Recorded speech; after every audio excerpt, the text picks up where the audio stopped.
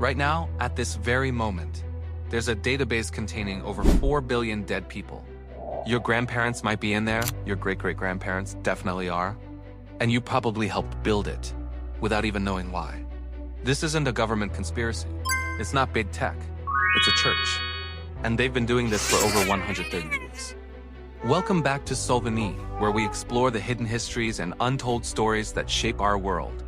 I'm your host, and today we're diving into one of the most fascinating and least understood operations in the digital age. If you've ever searched for your ancestors online, chances are you've used FamilySearch.org. It's free. It's massive. And it's run by the Church of Jesus Christ of Latter-day Saints, the Mormons. But here's what most people don't know. This isn't just a helpful service. It's a religious mission that predates the internet by more than a century. And the reasons behind it? They might surprise you. If you're curious about the intersection of faith, technology, and privacy, you're in the right place. Hit that subscribe button and join us as we uncover the story behind the world's largest family tree. Let's begin. Let me ask you something. Have you heard of Ancestry.com? Of course, 23andMe, probably MyHeritage? Maybe, but what about FamilySearch? Most people haven't, yet it holds more genealogical records than all of those services combined. Here are the numbers. Over 4 billion deceased profiles, 12 billion digitized historical records, 3.5 billion searchable index names, used by 8 million people every month. Completely free, verified factual accuracy and prepared explanatory transition. Good, I'm presenting factual information here. These numbers are generally accurate based on FamilySearch's public reporting. Now I need to transition to explaining why this exists. No subscription fees, no DNA kits to buy, no hidden costs. So how does this work? How can a service this massive be completely free when Ancestry.com charges hundreds of dollars per year? The answer lies not in Silicon Valley ... but in Salt Lake City, Utah, inside a granite mountain vault that most people will never see. What do you think drives a church to build something like this? Drop your thoughts in the comments. I'm curious what your first instinct is. To understand FamilySearch, you have to understand a unique Mormon belief that most outsiders find ... surprising. The Church of Jesus Christ of Latter-day Saints teaches something called baptism for the dead, or proxy baptism. Here's the concept. They believe that salvation is available to everyone, even those who died before hearing their gospel. So living members can be baptized on behalf of deceased ancestors in special temple ceremonies. From an Islamic perspective, and I say this as a Muslim speaking to a largely Christian and secular audience, this practice is theologically distinct. In Islam, we believe each person is accountable for their own faith and actions. There is no intercession that changes one's eternal fate after death. Every soul is accountable for what it has earned. Quran 74-38. But for Latter-day Saints, this practice is an act of love. They're not forcing conversion, they believe the deceased can accept or reject the baptism in the afterlife. To them, it's offering a choice to those who never had one. And here rests where it gets massive. If you believe every person who ever lived deserves this opportunity, then you need to find them all. Every ancestor, every forgotten name, every person buried in an unmarked grave. Suddenly, genealogy isn't a hobby. It's a sacred duty. In 1894, the church established the Genealogical Society of Utah. They started collecting records, birth certificates, marriage licenses, death records, church registers. They traveled the world, microfilming documents in archives, libraries, and government offices.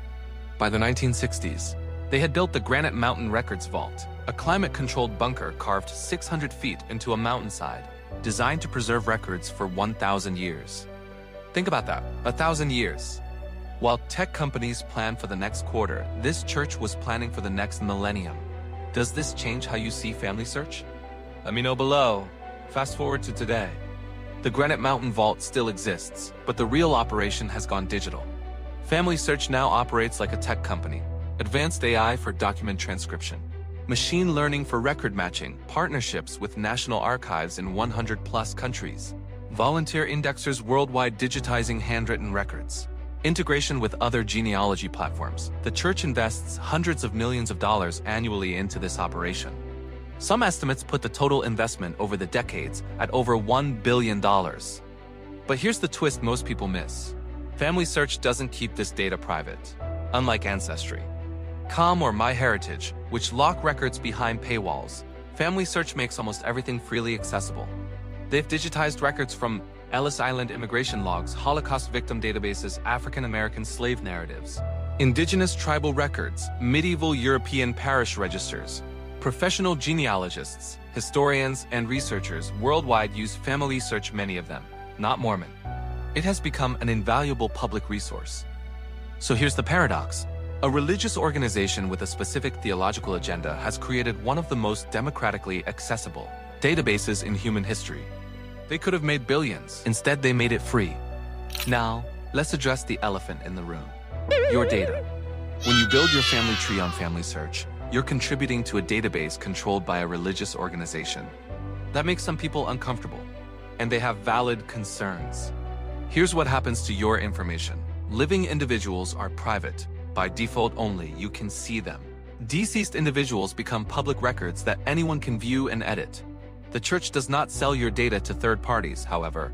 They do use it for temple ordinances, meaning your deceased relatives may have proxy baptisms performed in their name. For some families, particularly Jewish families after the Holocaust controversies, this is deeply troubling. The church has since implemented policies preventing unauthorized baptisms for Holocaust victims. But the tension remains. From a privacy standpoint, FamilySearch is actually more transparent than commercial competitors. They don't have targeted advertising. They don't share data with insurance companies or law enforcement without legal warrants. But make no mistake, you are building a database for a religious purpose. Even if you're not Mormon, your contributions serve their theological mission. Is this a fair trade-off? Free access in exchange for supporting a religious goal you may not share? This is worth discussing in the comments. Let me step back and offer a perspective. What the Mormon Church has done with genealogy is extraordinary, not because of their beliefs, but because of their commitment. In an age where companies chase quarterly profits, they built something designed to outlast civilizations. They preserved records that would have been lost to war, fire, decay, and neglect. They created tools that reunite families separated by slavery, migration, and genocide. They made it all free. Yes, it serves a religious purpose, but it also serves humanity. As a Muslim, I believe strongly in the concept of Tawheed, the absolute oneness of God.